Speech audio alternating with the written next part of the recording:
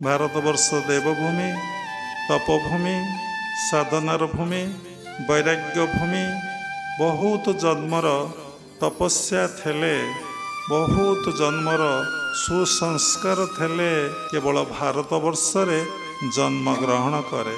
ए देशर संस्कृति ए देशर परंपरा संपूर्ण अलग अलग देश मानठू स्वतंत्र आ भिन्न। तेणु आमे कौन पई जन्म ग्रहण करथिले हमको सद्गुरु बा तत्वगुरु बतई दियंती मनुष्य जन्मर लाभ जेबे गोविंदे करे भाव।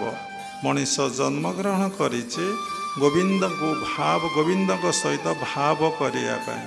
We are born for self realization. मनुष्य जन्म ग्रहण करिचे भगवत दर्शन आ भगवत उपलब्धि पाए। ए कथाटी को आपण बारंबार मन रखिबे।